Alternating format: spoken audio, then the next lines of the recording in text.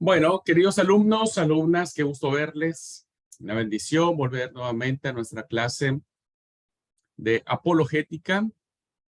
Bienvenidos y bienvenidas a este espacio de reflexión, de diálogo, de, ah, si podemos llamarlo, de cuestionamiento, de defensa de la fe, que queremos ir formando.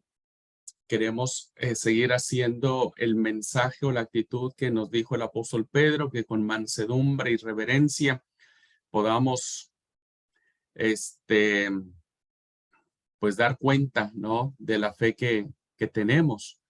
Y me parece interesante las reflexiones que vamos a tener ahora, y que bueno, espero que puedan irnos llevando a la reflexión. Insisto, es una materia más reflexiva, más de que podamos participar, de que podamos más pensar, cuestionar un poco, ¿no? Es muy importante eso. El hecho de que nosotros, hermanos, cuestionemos incluso a la palabra misma, no significa que la palabra algún día va a perder. La palabra nunca ha perdido una batalla. Entonces, pero sí, cuando alguien afianza su fe en Jesucristo y en la palabra, entonces puede defenderla con mucho mayor certeza, con mucho mayor vigor.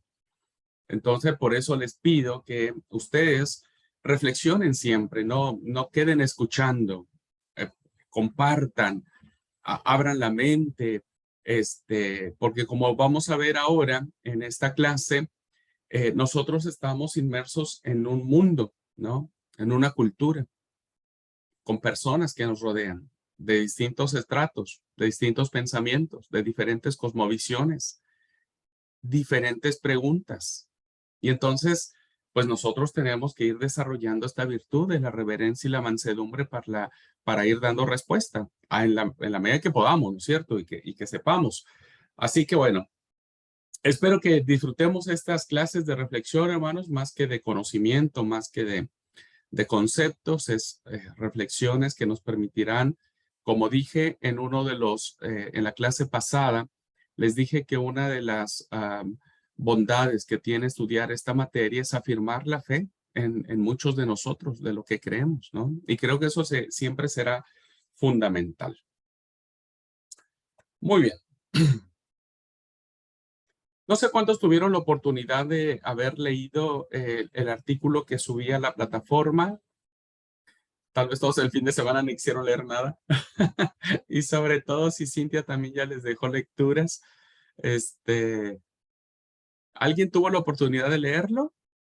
Aunque sea ahí de pasada. Karina, muy bien. Mi hermana Rosalba, hermano Pedro. Ok, ok, ok. Bueno, para mis hermanos que no, la idea era anticipar, porque vamos a charlar un poquitito sobre ese artículo que me parece muy importante, de las apreciaciones que hace, sobre todo de lo que representa el medio en el cual la fe cristiana se mueve. Es un artículo que encontré en una página digital en Facebook que se llama Protestante Digital. Tienen interesantes artículos. Y traje a colación este artículo, ¿no? Que vamos ahora a ir viendo de a poquito para que podamos comprenderlo. Nos plantea una de las situaciones o valores que la fe cristiana enfrenta en el siglo XXI y tiene que ver con la verdad. La fe cristiana es verdadera, es absolutamente verdadera la fe en Cristo. ¿De qué manera, hermanos, la verdad absoluta de lo que representa el cristianismo puede ser defendida en un mundo donde no hay absolutos? ¿De qué manera los cristianos podemos entender que el movimiento histórico del cristianismo se basa en una fe absolutamente verdadera? Y cómo esta verdad que representa nuestra fe choca, insisto, en un mundo donde todo es relativo. Todo es relativo. Y cualquiera que se atreve a afirmar una verdad absoluta, principalmente en términos religiosos o en términos cristianos, automáticamente se tacha de retrógrado, retrógrada, se tacha inmediatamente de anticuado, de obsoleto, de no haber avanzado, de quedarse en el pasado, de creer mitos, historias inventadas, etcétera, etcétera, etcétera. Entonces, lo que vamos a analizar ahora, hermanos, antes de entrar a la lectura, o sacar algunos conceptos de este artículo que me pareció importante, quiero que veamos y que ayudemos a discutir un poquitito esto. Miren.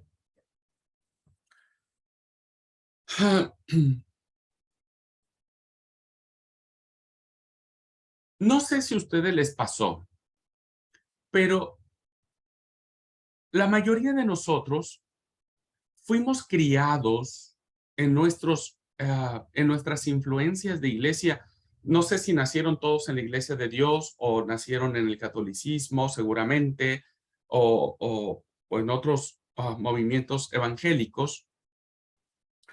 Pero ustedes saben que al menos en mi experiencia, que yo nací dentro de la fe de la iglesia de Dios, fui educado en una idea de que los que estaban fuera de la iglesia eran del mundo. Hablar del mundo en muchas ocasiones era signo de casi de demoníaco, satánico, ¿no? O sea, irte al mundo era ya prácticamente como perderte, como que no merecías más la gracia de Dios, ¿no? Entonces, escuchaba mucho las frases decir, no te juntes con los del mundo. No sé si les pasó a ustedes, ¿no? No te juntes con los del mundo, porque parece ser que son como leprosos, como que los del mundo son el demonio en persona y por lo tanto, si te juntas con ellos, pues te vas a convertir en alguien del mundo. Entonces, para nosotros, hermanos, hablar del mundo, pues era hablar de lo mundano, de lo pecaminoso, de lo lujurioso, de lo lascivo, de un montón de cosas, ¿no? Que yo en mi adolescencia y juventud, pues tenía miedo de juntarme con los del mundo. Y entonces, inconscientemente, me fui apartando del mundo, entre comillas, ¿no? Entre comillas. Porque por un lado, ¿no? Yo decía, no, no me voy a ir al mundo, pero por el otro lado coqueteaba con las cosas del mundo, ¿no? Y entonces entraba siempre en esa coyuntura de sentirme culpable todos los sábados de que tal vez en la semana fui tentado a vivir las cosas del mundo o querer vivir como el mundo vive. Bien, algo que vamos a encontrar muy interesante en este artículo es cómo la fe cristiana tiene que ser relevante el mundo donde vivimos. Y quiero que ustedes me ayuden. Vamos a entrar a una discusión interesante, hermanos. ¿Ok? He hecho este marco referencial para decirles a ustedes la forma en que yo fui entendiendo de lo que eran las situaciones o las circunstancias o los lugares que me rodeaban. Y para mí todo eso era pecado. Lo único bueno estaba en la iglesia, ¿no? Que ni tanto, porque en la mañana en el culto de escuela sabática entre hermanos se querían agarrar a las piñas porque cada uno quería tener la razón. Entonces no era tanto de que la iglesia era lo bueno, ¿no? Pero el concepto era ese, o sea, lo bueno solamente está en la iglesia y mientras estés en la iglesia estás a salvo del mundo. ¿Mm? Entonces, cuando uno iba a trabajar, cuando uno iba a estudiar, cuando uno tenía contacto con el mundo, pues uno básicamente, lejos de vivir la vida, diríamos, pues estabas todo preocupado para no ser como los del mundo. Siempre esa etiqueta. Ok.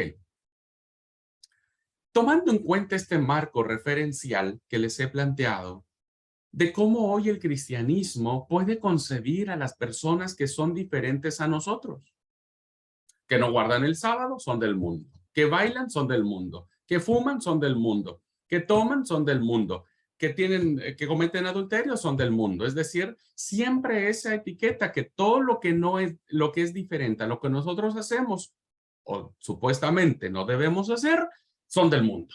Por lo tanto, hay cierta etiqueta que nos aleja del mundo, nos separa del mundo, hay como una sensación de no relacionarnos con el mundo, porque si te relacionas con el mundo, vas a ser como él. Bien. El primer texto que quiero que planteemos y que ustedes me digan su punto de vista, que me digan cómo entienden, qué es lo que entienden por este texto, y si consideran que este texto que vamos a leer parte de esta concepción que hemos tenido en relación de separarnos de todas aquellas cosas que son del mundo. El Evangelio de Mateo, en el capítulo 16, recoge unas palabras muy interesantes de Jesús, ¿no? Unas palabras muy interesantes de Jesús en el capítulo 16 de Mateo, que me gustaría que nosotros leyéramos. Versículo 26. Quien lo tenga y quiera leerlo, por favor, puede hacerlo. Vamos a leer en algunas versiones diferentes. Quien lo lea, díganme la versión, por favor. Lenguaje actual. Bere, Reina Valera, ok. Vamos a escuchar Reina Valera 60. ¿60? Sí, 960. Vale. Dice, porque ¿qué aprovechará al hombre si ganare todo el mundo y perdiere su alma? ¿O qué recompensa dará el hombre por su alma? Amén. Gracias. ¿Alguien más? ¿Otra versión? Lenguaje actual. Bueno. Dice, de nada sirve que una persona gane en este mundo todo lo que quiera si al fin de cuentas pierde su vida y nadie puede dar nada para salvarla. Ok. ¿Otra versión alguien tiene? NTV. NTV. ¿Y qué beneficio obtienes si ganas el mundo entero, pero pierdes tu propia alma? ¿Hay algo que valga más que tu alma? Gracias. ¿Alguien más tiene alguna otra versión? Tengo la NBI, Bueno. pero ¿cuál es el versículo? ¿Me quedé en Mateo 16, versículo? Mateo 16, versículo 26. 26. ¿De qué sirve ganar el mundo entero si se pierde la vida? ¿O qué se puede dar a cambio de la vida? Muy bien, gracias. Discutamos un poco el texto. ¿Qué entienden sobre esto? Considerando un poco, hermanos, que este texto tiene que ver con el discipulado, ¿no? Considerando un poco eso. ¿Qué entienden del versículo 26? ¿Qué significa esta pregunta que hace Jesús? Hermano, ¿Cuál es el sentido? ¿Cuál es la idea que creen ustedes que Jesús dijo? ¿Qué puede aprovechar al hombre si ganare todo el mundo y finalmente va a perder su alma? ¿Mi hermana Rosalba? siempre lo he entendido y nos lo dieron a entender así, hermano, que de nada sirve tener muchas posesiones materiales, muchos lujos, muchas comodidades, si se va a perder la vida eterna por tener eso. Así es como más o menos siempre lo hemos interpretado, hermano. Ok. Bueno, muy interesante. Yo también fui producto mucho de esa interpretación, un tanto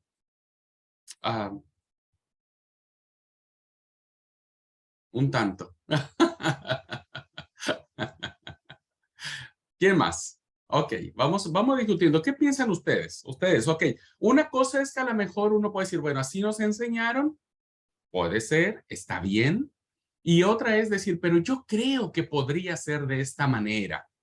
Acuérdense, estamos hablando de un contexto de relación cristiano, si se puede llamar así, versus mundo, ¿no? Versus mundo. Clelia. Paso a todos, buenas tardes. ¿Saben lo que recordé cuando leí este verso? A los famosos, a los artistas. Cuando vieron que a veces se dice, y por ahí lo vemos en los videos o en la tele, cuando los artistas dicen que venden su alma al diablo para poder tener poder, para poder tener riquezas, para poder tener fama.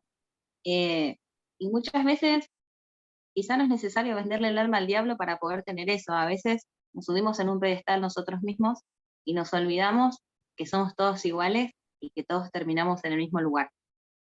Y miren si será importante el alma, que dicen, ¿no?, que los famosos se la venden al diablo para obtener algo.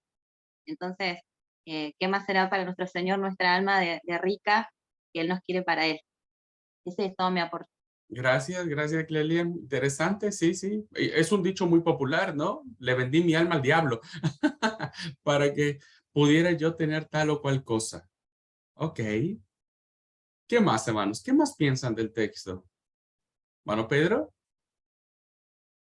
A ver, hermano, yo me puedo colocar como ejemplo respecto a la pregunta que se está haciendo y lo que el texto nos está queriendo de pronto confrontar, ¿no? Yo salí del mundo porque yo no nací en el Evangelio.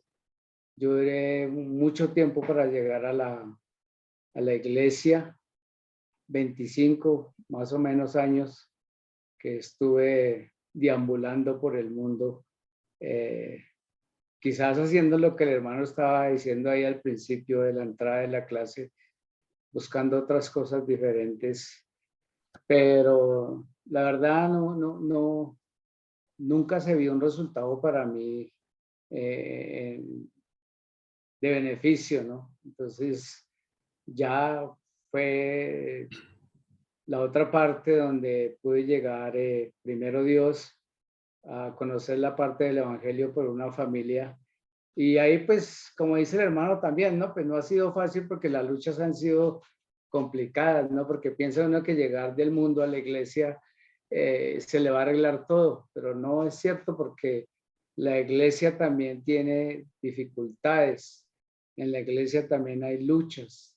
En la iglesia se experimentan cosas que quizás podría decir uno, bueno, yo llegué aquí a la casa de Dios y yo espero que aquí sea diferente a lo que viví en el mundo, ¿no? Pero hay veces, hay algunas relaciones que se viven también en la iglesia, que en el mundo también se pueden, pues, tener, digamos, como una relación casi igual, ¿no?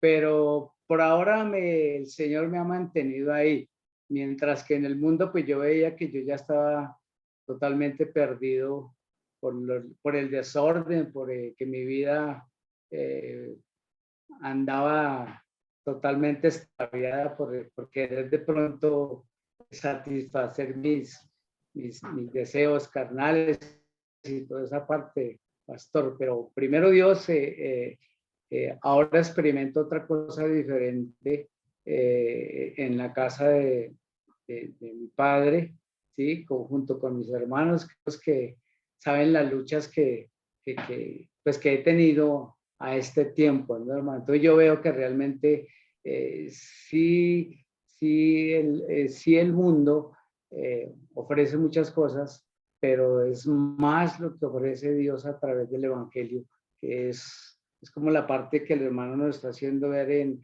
lo que es la verdad, ¿no? Porque ahí habla que verdad absoluta no hay, ¿no? Y es relativa, la verdad hablaba el texto, y si es relativa, pues también la verdad podría ser relativa, ¿no? Pero yo veía que concluía que realmente lo bueno de esto es el Evangelio, ¿no? Hay una parte donde habla la lectura, donde dice que el Evangelio no necesita ser redefinido, necesita ser difundido, ¿sí? Entonces, ese es el aporte que yo puedo dar, hermano, respecto a esto.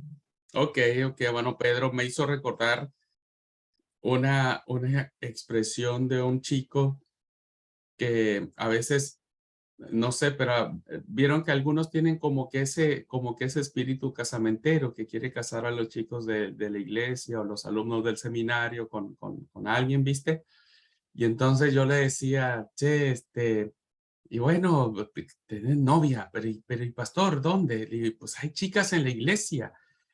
Y tristemente él me dijo, ay, pastor, dice, usted no las conoce, dice, creo que son más santas las del mundo que las de la iglesia. Eso, hermanos, es increíble, dice, las de afuera se comportan mucho mejor, dice, que las que están en la iglesia. Me hizo recordar algo del comentario que hizo mi hermano Pedro. A veces en la iglesia se ven algunas cosas. Alan, luego Marisa y luego Lucy. Pasa que, bueno, primero buenas tardes, no había saludado porque estaba teniendo problemas con el audio. Pasa que el mundo nos ofrece cosas tan fáciles y nosotros somos seres humanos carnales que realmente caemos por cualquier cosa. Pero con lo que decía nuestro hermano Pedro, el evangelio es poder para salvación, por lo cual si cuando lo conocemos nos cambia totalmente nuestra vida, pero siempre tenemos nuestras dificultades. Eso es un texto que nos confronta bastante, es el aporte que quería Ok, decir. muy bien, muchas gracias, Alan. Gracias. Marisa. Bueno, casi no me sale la voz, pero ese versículo no se trata del tema del perdón. ¿De qué nos sirve tener tantas cosas y no perdonar y no amar? A mi manera de ver, no sé si estoy equivocada o no. No, no está enmarcado en un concepto del perdón. Pero no se No, tira eso. puede darse alguna interpretación al respecto, pero en esencia no, el texto no está rodeado por el tema del perdón. Porque dice que, ¿cómo es? ¿26 cuánto? 26, 16, 26. 16, 26.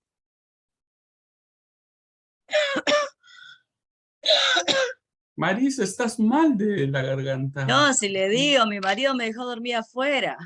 Ay, señor. Bueno, eso es porque como la reflexión de Karina, la mujer de Lot, volteaste para atrás. Yo te dije, no, no No se volteen hace para eso. atrás, mujeres, no Aprendan, volteen. compañeros, no hagan eso. No, porque dice, ¿qué aprovechará el hombre si ganara a todo el mundo y perdiera su alma? ¿Y qué manera nosotros perdemos el alma? Cuando nosotros lo perdonamos también. O sea, va a varios caminos. No sé si estoy equivocada, ¿no? Pero, por ejemplo, si vos no perdonas, no amas, ¿de qué te sirve ganar todo el mundo, ser el gran señor en la iglesia o donde quieras que sea? Y si vos no amas y no perdonás, o sea, para mí tiene algo de relación, pero Bueno, acá a ti te escucho porque no me sale la voz. no, está bien, Marisa, está bien. Puede ser alguna interpretación que podamos darle al texto. No, no creo que se reforzaría porque la pregunta es muy amplia, ¿no? Es muy amplia. ¿Qué aprovechará el hombre si gana todo el mundo y finalmente pierde el alma? Es muy amplia. Hermano, Sí, Lucy, primero Lucy, Betty, luego usted. bueno, Lucy. Bendiciones para todos. Creo yo que cuando llega la verdad a la vida de uno, que es cuando tenemos ese encuentro con Jesús, tenemos que vivir una vida plena en Jesús, porque tenemos, por ejemplo, que Jesús tuvo la oportunidad de tener el mundo a sus pies cuando tuvo el encuentro con Satanás y le dijo, ¿verdad? Si tú me adorares, todos estos reinos serían tuyos. Pero la palabra de Dios, que es la verdad, y es lo que estamos viendo, creo yo que tenemos que vivir en la verdad y vivir en Cristo, llevar como dice su palabra, llevar la cruz de Jesús, vivir como Jesús vivió. No importa, pase lo que pase, ser como Jesús. Es lo que yo entiendo. Gracias, Lucy. Ok. Viene muy apegado a lo que es el discipulado, en esencia. Ok. Betty. sí, hermano, yo quiero hacer mi aporte. Para mí que eso va más en lo espiritual, ¿no? Cuando leo el capítulo 25 dice, porque todo el que quiere salvar su vida, la perderá, y todo el que pierda su vida por causa de mí, la hallará. Es como que dice también la pregunta, ¿qué aprovechará el hombre si ganara todo el mundo y perdiera su alma? Yo pienso que Jesús habló de estas cosas porque Él ya pagó el precio en la cruz, ¿no? No podemos dar nada para salvar nuestra alma. Y veía la situación de las personas, ¿no? Que se esmeraban por tener capaz bienes y se olvidaban de seguir a Jesús, de ser espiritual. Es mi aporte.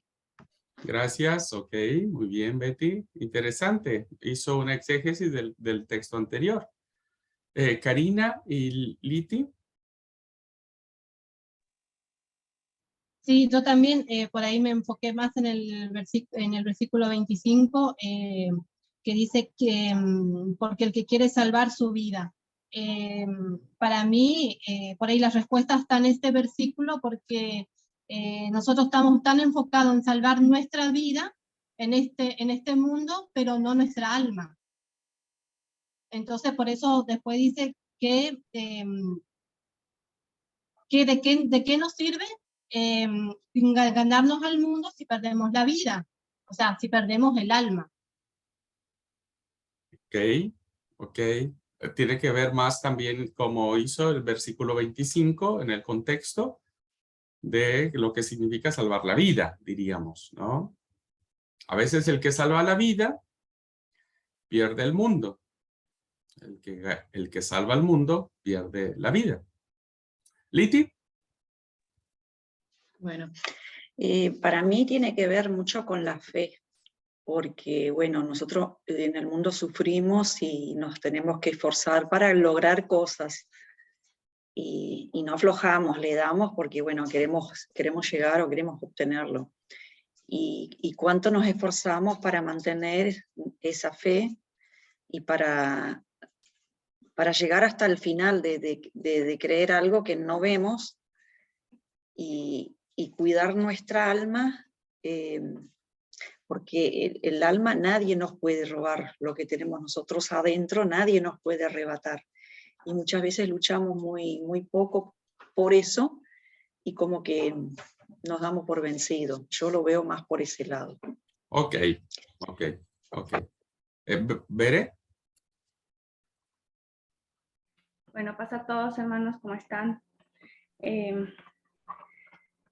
Bueno, si bien creo que soy de la tanda de los que entendíamos este verso relacionado al mundo con todo lo que tiene que ver, sí, con lo que creemos que solamente el mundo hace, me parece a mí que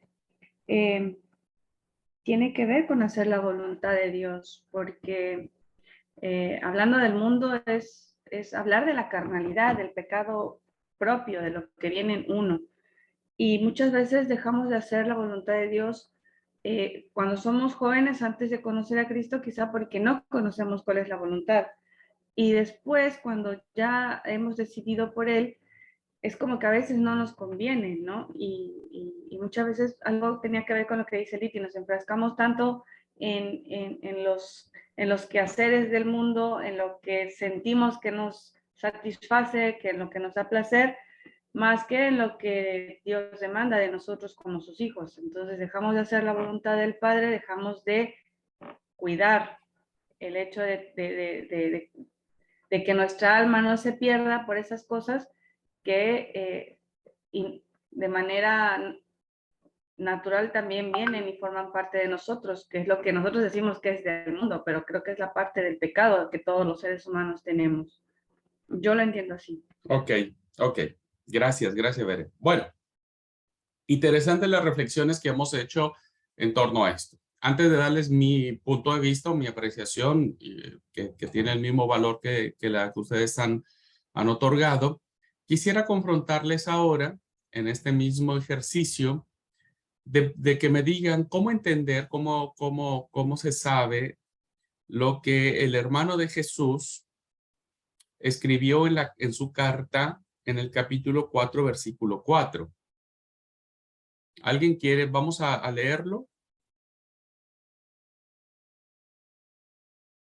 La carta del hermano de Jesús en el capítulo 4, versículo 4. Vamos a leerlo en diferentes versiones, ¿les parece? Vamos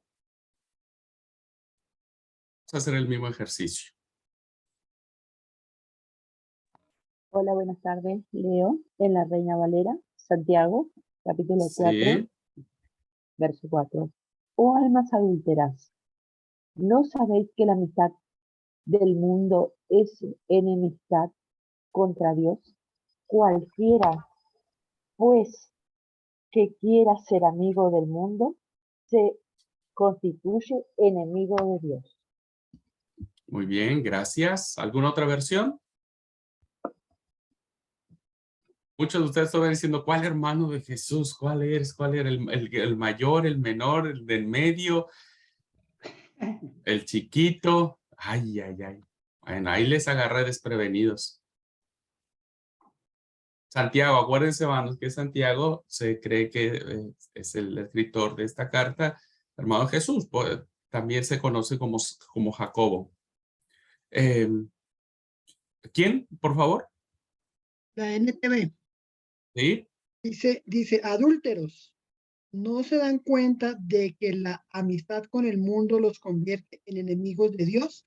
Lo repito, si alguien quiere ser amigo del mundo, se hace enemigo de Dios. Gracias. ¿Otra versión? Leo, leo El lenguaje actual. A ver, Doris, lenguaje actual. Oh, gente infiel, ¿no saben ustedes que ser amigos del mundo es ser enemigo de Dios? Cualquiera que decide ser amigo del mundo se vuelve enemigo de Dios. Gracias. ¿Alguna otra versión? Dice esta versión, ustedes no aman a Dios ni lo obedecen, pero ¿acaso no saben que hacerse amigo del mundo es volverse enemigo de Dios? Pues así es, si ustedes aman lo malo del mundo, se vuelven enemigos de Dios. Gracias. Bueno, si no tenemos otra versión, hagamos el mismo ejercicio. ¿Qué significa ser amigos del mundo? ¿Y por qué esa postura que plantea Santiago lo plantea desde la perspectiva a veces muy fuerte, ¿no? De decir, a ver, paren un poco. Si vos te volvés amigo del mundo, automáticamente te volvés enemigo de Dios. O sea, hay una connotación muy negativa ya en la misma frase. ¿Mm? ¿Qué entiende por este texto? ¿Qué significa la amistad del mundo? Lelia.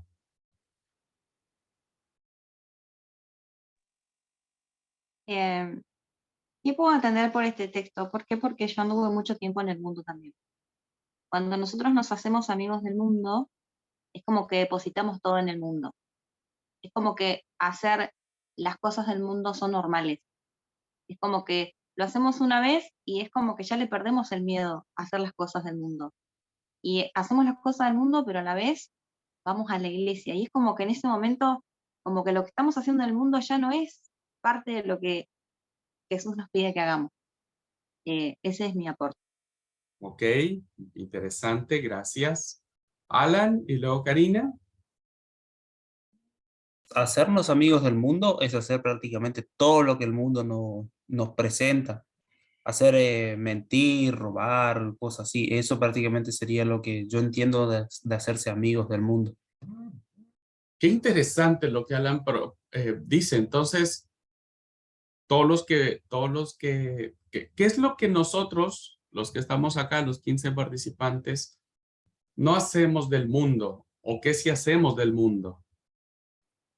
Si nosotros mentimos, ¿hay alguien aquí que no haya mentido, hermanos? Seguramente sí, pero habrá otros que seguramente no.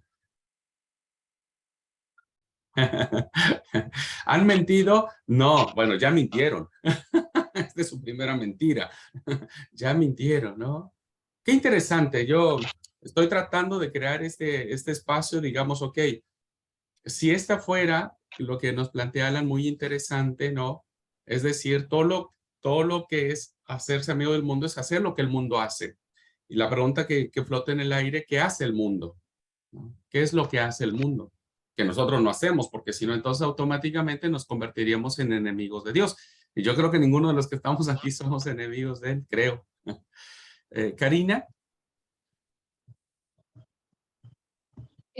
Bueno, para ser amigos del mundo es satisfacer nuestras propias pasiones, que eso nos plantea también en el versículo 3, que eso es ser amigos del mundo. O sea, nosotros nos satisfacemos nosotros mismos de las pasiones que tiene el mundo. Ok, las pasiones del mundo, que vendría a ser en ese mismo sentido, ¿no es cierto? ¿Qué pasiones del mundo hay? ¿Qué pasiones del mundo se tienen? ¿No? Porque dice el punto 2, codiciáis y no tenéis. ¿Alguien ha codiciado en algún momento de su vida, por muy poquitito que sea? Envidia, dice.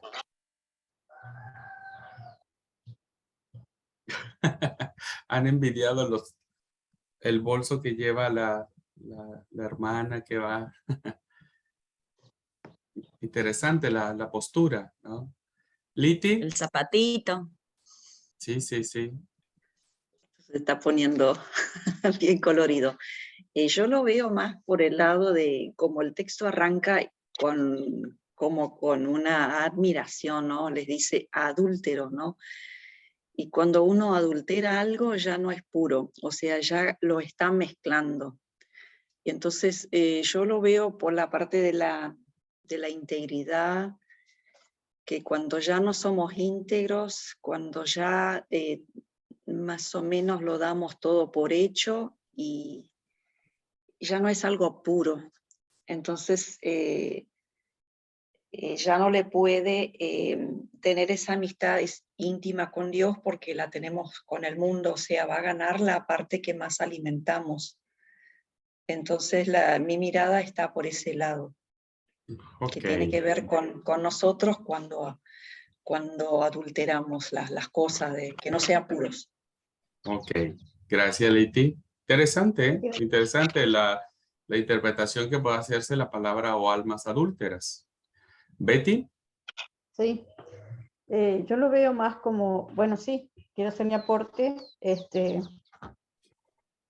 El mundo, cuando dice, para mí que se refiere al sistema del mundo, porque nosotros mismos estamos dentro de este mundo, ¿no?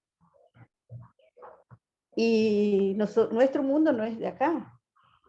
Si queremos ser amigos de Dios, no enemigos, tenemos que portarnos de tal manera, con santidad, de anhelar ese mundo, pero con Dios. No es que vayamos por ahí haciéndonos enemigos o amigos del mundo, ¿no? Es del sistema, es lo que hace el mundo, es lo que le molesta a Dios, el que no hace su voluntad. Okay, eso es mi aporte, hermano. Gracias, Betty, gracias. ¿Bere?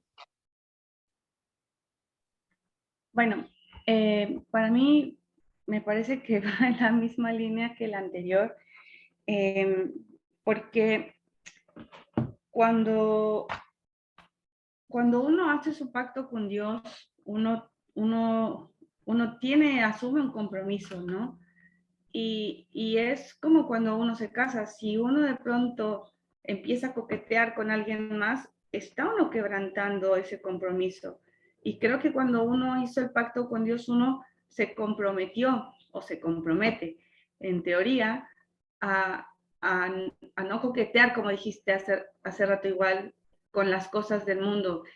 Y tiene mucho que ver con lo que decía Alan, el pecado está en nosotros y muchas veces de manera innata lo hacemos, ¿no? Dejamos que eso nos tiente y nos dejamos seducir.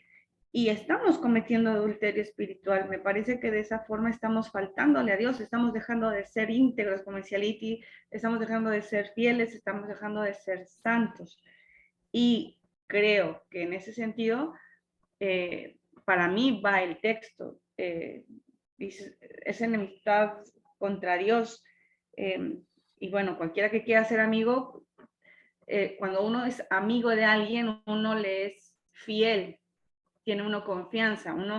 Si uno le es fiel al pecado, si uno confía en los placeres, si uno confía en todo aquello que está mal, estamos en contra de Dios. Es fuerte, pero es así. Lo que en algún momento hemos visto, para Dios no hay pecado grande o chiquito, lo mismo da el chisme que la fornicación. Y eso es pecado. Yo lo entiendo así. Ok, gracias, Bere. Karina, luego Marisa. Sí, en Romanos 12 dice que nosotros no nos tenemos que amoldarnos a este mundo. Así que ahí también tenemos la respuesta. Ok, Romanos 12, no os amoldéis a este mundo, ¿no? Sino transformaos vuestra Transformados mente y por la vuestro renovación entendimiento. Ok, del Marisa. Espíritu Santo. Sí, lo que es adulterar, ¿no? ¿Qué es adulterar?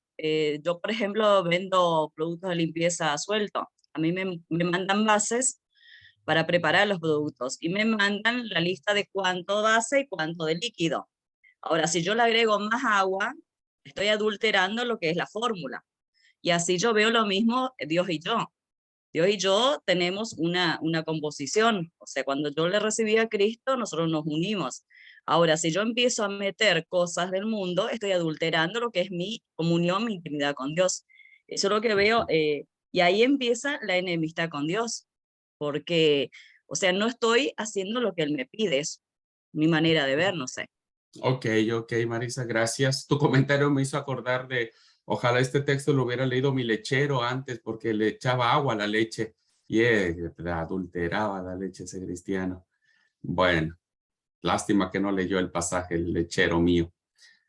Ok, hermanos, si no hay alguien más, yo no sé si ustedes se han dado cuenta hacia dónde quiero llevarlos. ¿Por qué les estoy planteando estos textos, ¿no? ¿Por qué estoy dejando que ustedes digan su comentario en esa tesitura? ¿Por qué hice un marco antes de referencia, antes de entrar a estudiar estos dos versículos? Creo que puede cerrarles un poco la idea y ustedes van a saber con mayor claridad hacia dónde quiero llevarlos con todo esto. Leyendo Juan capítulo 17. Y a ver, vamos a ver si podemos saber qué es lo que quiero sacar de todo esto, ¿no? Juan capítulo 17, en el 15 y en el 16 y 17. Y el 18 también.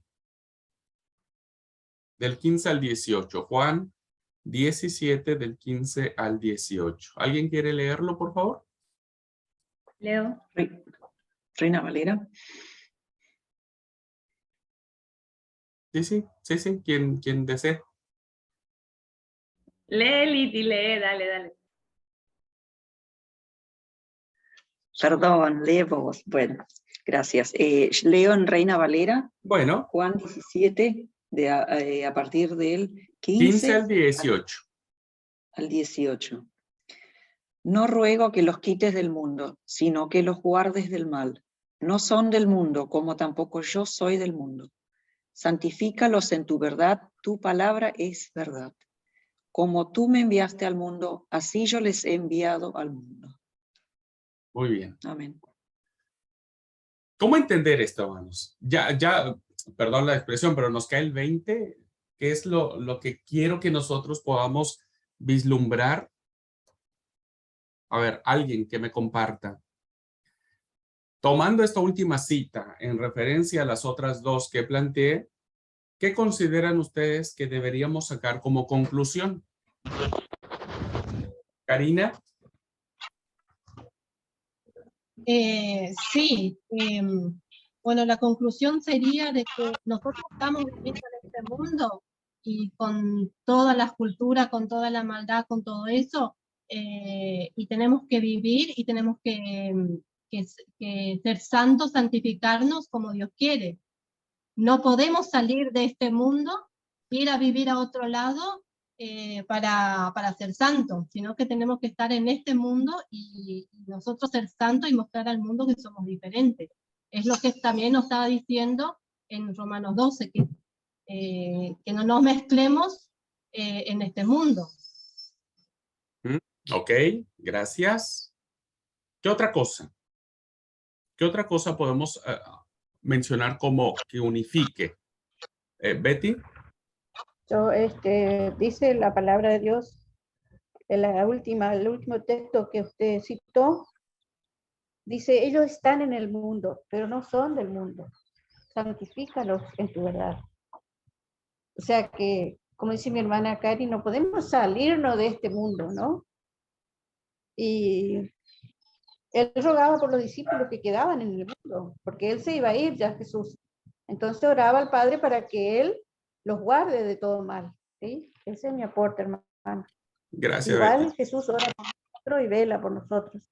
Ok, gracias. Clelia, creo que tenías la mano levantada, ¿no? O ya se bajó la mano. No, es como que uno aporta, ¿viste? No, me gusta mucho cuando dice, no te pido que los quites del mundo, sino que los protejas de Satanás.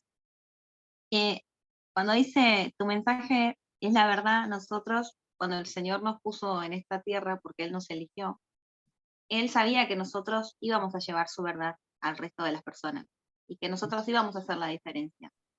Vamos a estar en el mundo y nos van a pasar las mismas cosas que le pasa a todo el mundo, lamentablemente, porque como decía Alan, somos humanos y tenemos esa naturaleza humana. Pero algo el Señor puso a nosotros que va a hacer la diferencia. Y es donde dice, tu mensaje es la verdad. Y esa verdad es lo que nos va a cambiar a nosotros mismos y a los demás cuando nosotros la transmitamos. Ese era mi aporte. Ok, gracias. Gracias. Paz, hermanos, ¿puedo decir algo? Adelante, Rosana. Sí, reflexionando un poco en la primera lectura que dio y ahora con lo que dijo la hermana Clelia, tiene que ver también con que nosotros también estamos en el mundo y como dice en el verso 18, que así como Dios envió a Jesús, también Él nos envía a nosotros ahora, porque de hecho que nosotros también estuvimos en el pasado practicando todas las cosas que los no creyentes, por decirlo, porque todos estamos en el mundo, practican. Entonces también nosotros que seamos esa luz y que tratemos de rescatar a las personas también de ahí, que ellos lleguen al conocimiento de la verdad. Y que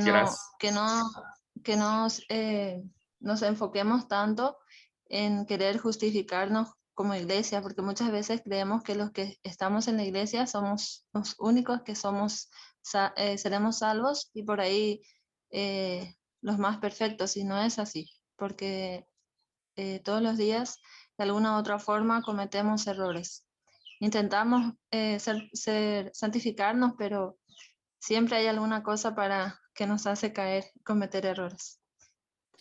Gracias, Rosana. Gracias. A ver, hermanos, miren.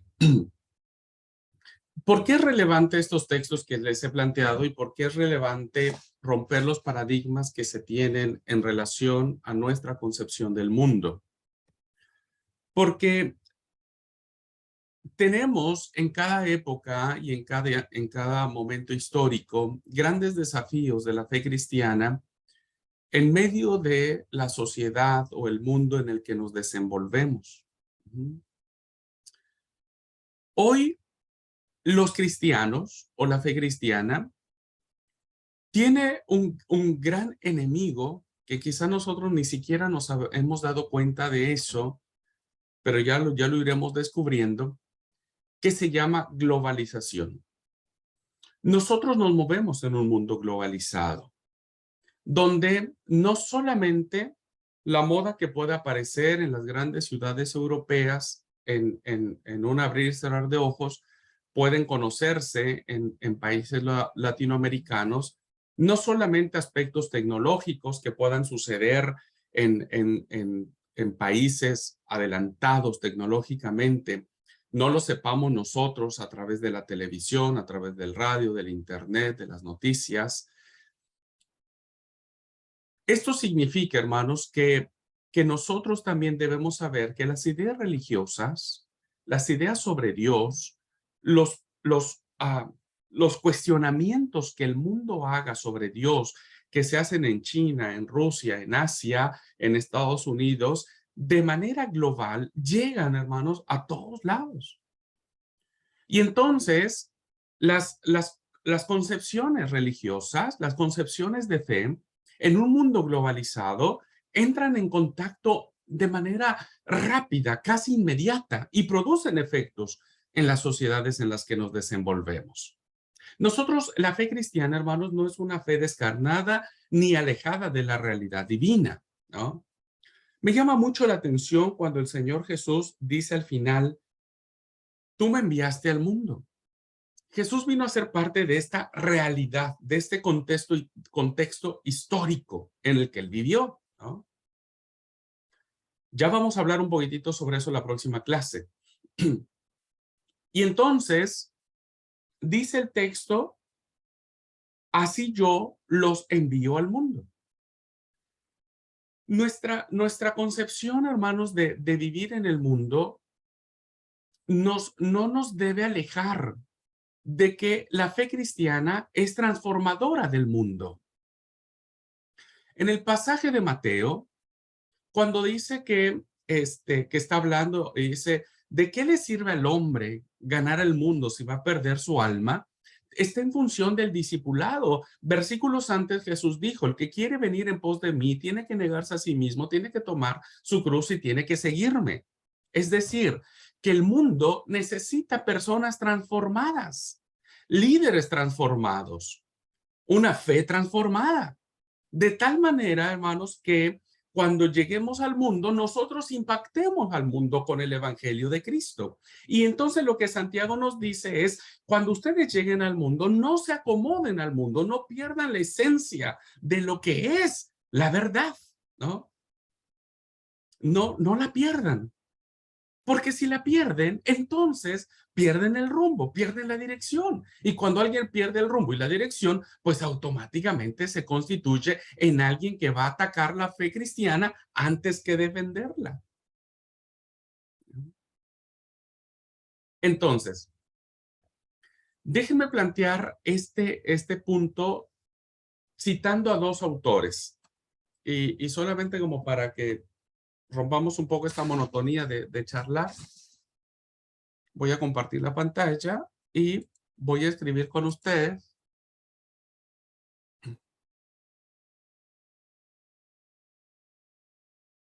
Bien, voy a compartir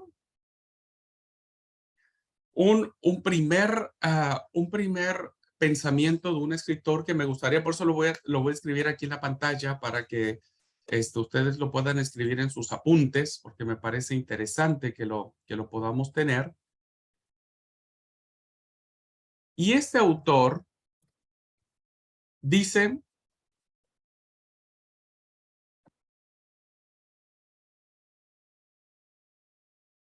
estoy imaginándome antes los maestros escribiendo en las pizarras, ¿viste?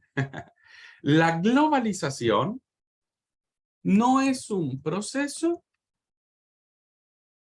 libre de contradicciones. Esto lo dijo José Luis Fiore. La globalización, hermanos, no es un proceso libre de contradicciones. Estas son las palabras seculares, ¿no? Traducidas de un pensamiento cristiano, un pensamiento bíblico. A veces la gente piensa que cuando vive en el mundo, vive lo mejor de la vida. A veces se cree que vivir conforme a los valores del mundo, los valores que representa el mundo, la relatividad que representa el mundo, las grandes tentaciones de los grandes pensamientos filosóficos que rodea el mundo, muchos piensan que eso es lo mejor. Y entonces, la gran mayoría, la inmensa mayoría, se da a este fenómeno globalizador. Fiore los llama globalización, nosotros llamamos mundo, otros lo llamarán cultura, como en el artículo que les puse a leer. En cualquiera de estos, hermanos, que representa todas estas tentaciones de volvernos amigos del mundo, vivir conforme los valores que tiene el mundo, ¿no? Y por eso es que mucha gente dice, no, la fe cristiana es irrelevante, porque mira, fíjate lo que dijo tal filósofo, fíjate lo que dijo tal escritor, fíjate lo que dice tal teoría, fíjate lo que dice tal situación. Entonces, lo que plantea el mundo o el movimiento globalizador que afecta a todo el orbe, ¿no? Mucha gente piensa que es lo mejor, es la mejor opción. Sin embargo, en esta apreciación que les estoy dando, Fiore dice, la globalización no es un proceso libre de contradicciones. En pocas palabras, hermanos, no hay felicidad auténtica viviendo los valores del mundo. Cualquiera que crea, hermanos, que un postulado gnóstico, ateo, filosófico, platonista, aristotélico, científico, naturalista, humanista, ¿no? Y todo lo que termine en ista, si cualquiera que piense que esos modelos, esos paradigmas donde uno puede encontrar la verdad y la libertad y la satisfacción plena, piensa que está libre de contradicciones o está libre de cualquier situación que, no sé, desilusionadora, pues está en lo incorrecto. Porque ninguna cultura, ningún mundo, ninguna actitud globalizadora es perfecta. Siempre habrá contradicciones y una postura chocará con la otra y otra postura vendrá a refrendar o a rechazar la otra. Siempre habrá esa tensión entre las posturas, los valores del mundo, ¿no? Que plantearán evidentemente que irnos a esos paradigmas, ceder, rendirnos ante esos presupuestos, pues terminará perdiendo cualquier persona el rumbo y la dirección. Y lo que no sabrá es que algún día encontrará el camino de la desilusión. El camino de la desilusión. Se desilusionará como ha sucedido, hermanos, en todos los siglos. En todos los siglos. Entonces, por eso es que todo aquel o aquella que crea que lo que los valores del mundo ofrece, el efecto globalizador nos da, es superior a la fe cristiana, tarde que temprano, a veces más temprano que tarde, se da cuenta, ¿no? De que o se desilusionará de ese camino que decidió. Ahora, déjenme completar esta frase, esta idea, con lo que dijo un escritor cristiano muy interesante, y esta frase me encantaría que ustedes la escribieran en sus apuntes. Y dice así: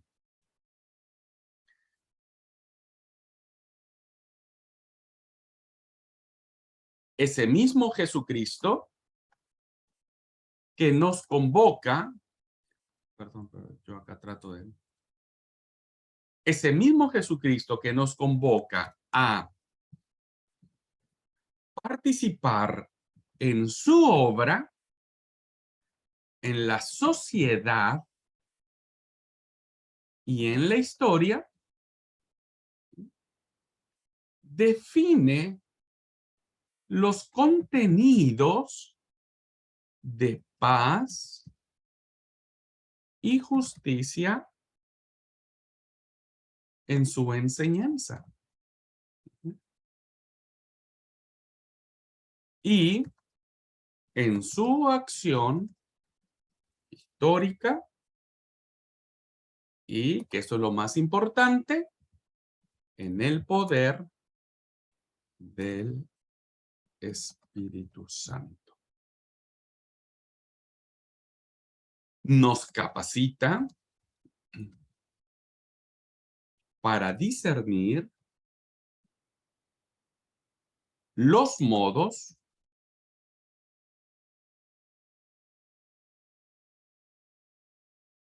y las características de nuestra participación como creyentes y como iglesia en el presente histórico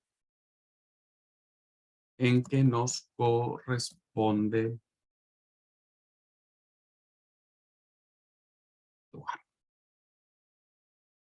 Y esta hermosísima frase se la debemos al escritor José Míguez Bonino.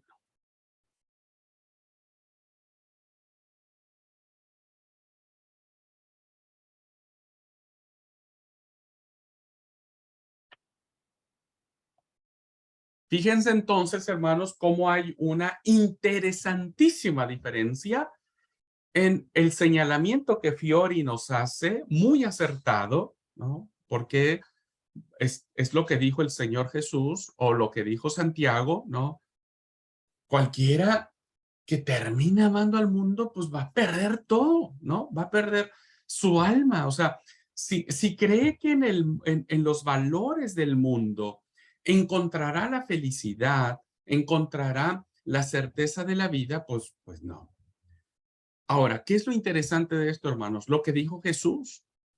Nosotros, hermanos, estamos llamados a no vivir los valores del mundo, pero sí estamos llamados a vivir en el mundo para que viviendo en el mundo tengamos nosotros la oportunidad de transformar el mundo.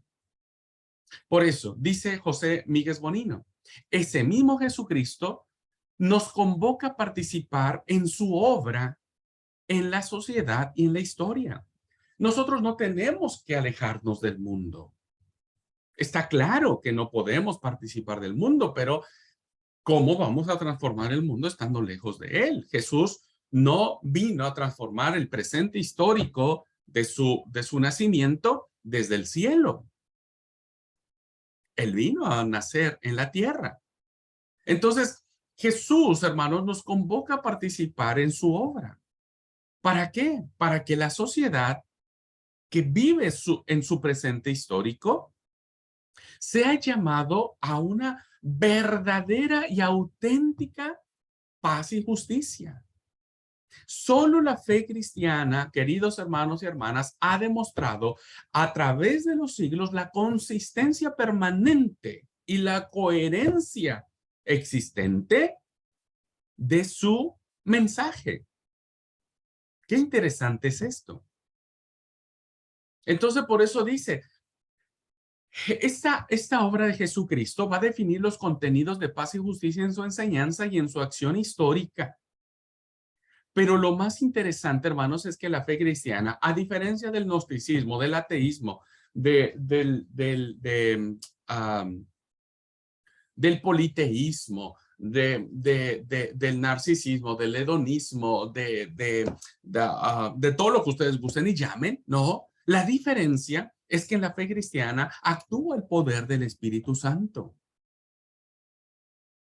Por eso parte de nuestra defensa de la fe tiene que ver con esto, hermanos, ¿no? Jesús dijo, no son del mundo, pero están en el mundo. Pero están en el mundo, ¿no? Los que confesamos a Jesucristo, estamos en el mundo revestidos con el poder del Espíritu Santo. Entonces, el Espíritu Santo es quien nos capacita para discernir los modos. Cada uno, hermanos, tiene que plantear. Me sonó mucho a lo que dijo, lo que aparece en el libro de las Crónicas, que ya hemos visto ese pasaje sobre los hijos de Isaacar. Había 200 hombres entrenados en los tiempos y que le decían al pueblo, a sus hermanos, qué es lo que tenían que hacer. La fe cristiana, hermanos, tiene que defenderse desde la misma concepción de la vivencia de estar en el mundo, no comportarse como el mundo, pero sí de estar en el mundo. Estamos rodeados nosotros, hermanos y hermanas, de esta cultura globalizadora. Somos parte de esta historia. ¿Ah? Pero el Espíritu Santo nos capacitará para discernir los modos y las características de nuestra participación.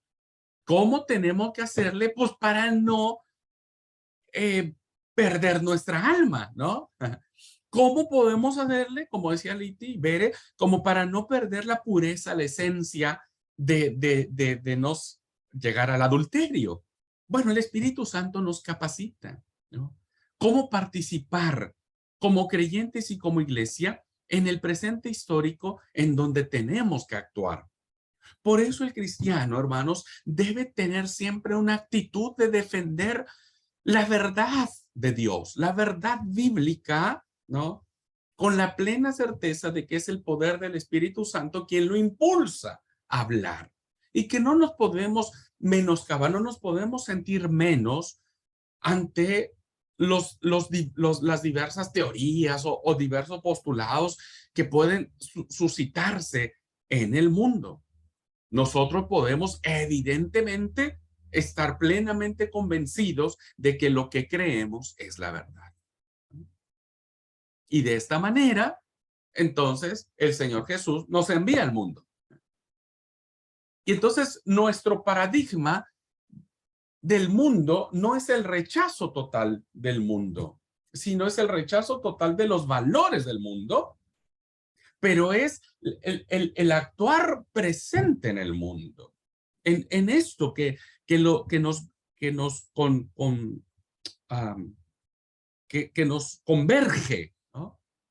Que nos converge, que nos une, que nos convoca a vivir, ¿ok? Y esto lo vamos a ver después del receso con un poco de los pensamientos que tenemos en el artículo que acabamos de leer. Entonces, en términos generales, hermanos y hermanas, ¿no? Lo que nosotros tenemos que plantear ahora en esto que estaremos analizando en las siguientes clases es cómo en la clase anterior dijimos que la fe cristiana es una fe razonada, no es una fe irracional. Bueno, esa fe razonada tiene que ser relevante al mundo que nos rodea. Debe ser impactante a la cultura que nos plantea. Con la convicción plena, ¿no? De que nosotros somos empoderados en el Espíritu Santo para alejarnos de vivir los valores del mundo, pero estar presentes en el mundo para que a partir de allí logremos la transformación del mundo. Y para esto, en este efecto globalizador, hermanos y hermanas, lo voy a decir en términos muy buenos, no en términos peyorativos, pero tenemos que pelear un poquitito. Tenemos que pelear o un poco o un mucho, ¿no? Ante estas situaciones. Ok. ¿Alguna pregunta, alguna apreciación? ¿Queda claro más o menos, hermanos, qué es lo que quise plantear con este ejercicio? ¿Están de acuerdo? ¿No están de acuerdo? Sí, hermano. Ahora con lo que nos dio para copiar, entendemos lo que es ser parte del mundo y actuar en el mundo. O sea, mucha gente piensa que lo que les ofrece el gnosticismo es lo mejor. Y el cristiano tiene que decirle, no, discúlpame, no, no. ¿Por qué? Porque vas a desilusionarte tarde que temprano. Y lo único que puede salvarte es la fe en Jesucristo, la fe cristiana, lo que nosotros proclamamos. Bueno, ¿alguien más antes de irnos al receso, hermanos?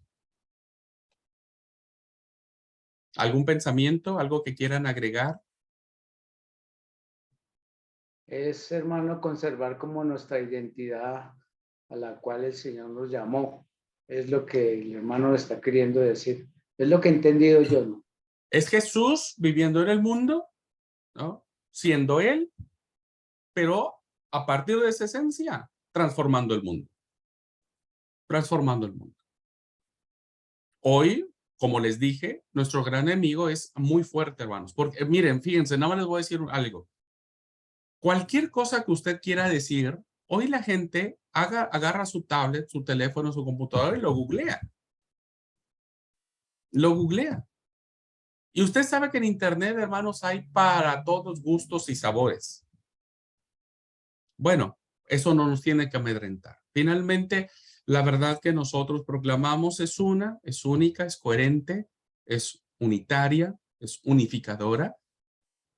Y solamente, si alguien nos quiere decir lo contrario, pues solamente hay que decirle que durante 2000 años esta verdad se ha mantenido.